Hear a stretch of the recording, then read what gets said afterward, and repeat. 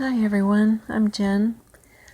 This is one of my more complicated unexplainables. I hope I can relay it well.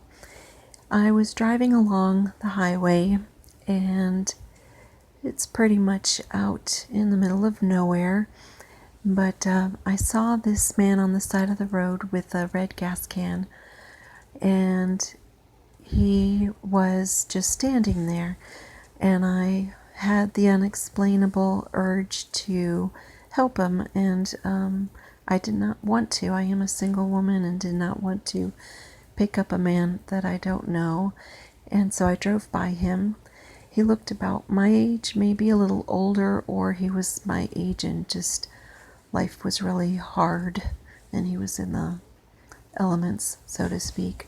But I drove past him, felt guilty, but I just wanted to take care of me.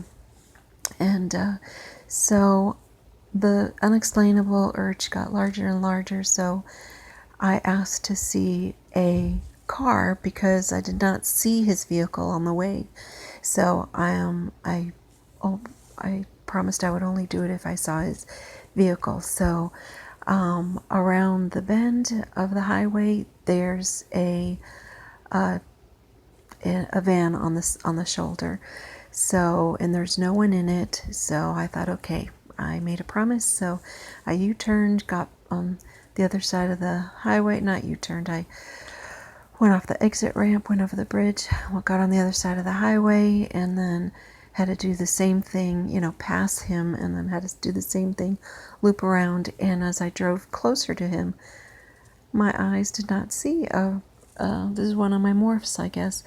My eyes no longer saw the red thing as a gas can, but as a red, wasn't quite a sleeping bag, but it's definitely his bedding. And turns out this is a homeless man, and he has no vehicle and he had no gas can. But I, because of my experiences, know that sometimes I am shown things so that I can be led to be doing what I'm supposed to be doing, and it always ends up sweetly. So I picked him up and asked him if he wanted a ride, and he had a long ways to go, maybe an hour, and I just did it. So on the way down, we ended up talking, and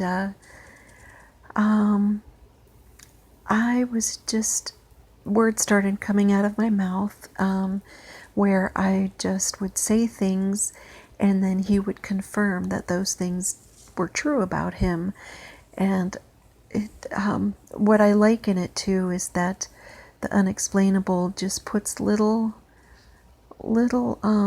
gosh, I don't know how to call it, breadcrumbs.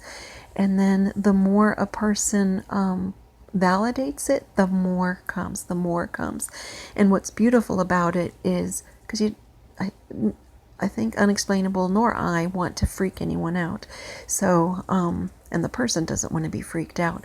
So, I think these little breadcrumbs lead to the whole big thing. And if you just give the whole big thing up front, it would be weird for me probably, but definitely strange for the person. So whatever. So it worked, but then it was getting bigger and bigger and bigger. So I apologized to him and I just said I needed to pull over. And so we pulled over, and so there we are on the side, on the shoulder, and it was just, the unexplainable was just, just cascading with goodness for him. And so even though we're sitting in the car, my experience, I'll describe me and him in different positions, although our physical selves were sitting in the car the whole time. So after he kept, so once I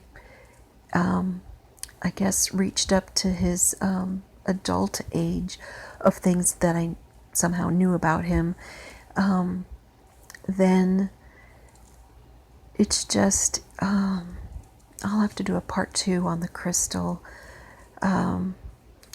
clear, I'll call that one. So this part is, okay, so I get images in my mind, which I talked about in Mind's movie, And because I used to be a foodie, I had always wished, since I was a kid, that hot dog buns would be as long as the hot dogs. I think they do make them now, but when I was growing up, they did not. So I saw a hot dog bun in my mind's movie, but it was vertical. And the hot dog bun was larger than the hot dog, and the hot dog bun was enveloping the hot dog. So I thought, okay, so I didn't know what that meant, but as it usually is, it makes sense at the end. So then once I validate that and acknowledge that and accept that, and of course I'm describing all this as it's coming to him and he's receiving the information without any blocking or anything. And then I see 3 tall men standing next to his standing self, and they are forming a circle, I guess a triangle, around him. And they're like 2 feet taller, maybe 1 or 2 feet taller, and I cannot tell if their feet are touching the ground. And their figures were definitely imposing, and maybe they felt my fear because they were intimidating, and they said that yes, we are tall, but we are not to hurt. We are here for him. We are here for him. And then I didn't even know that they had wings.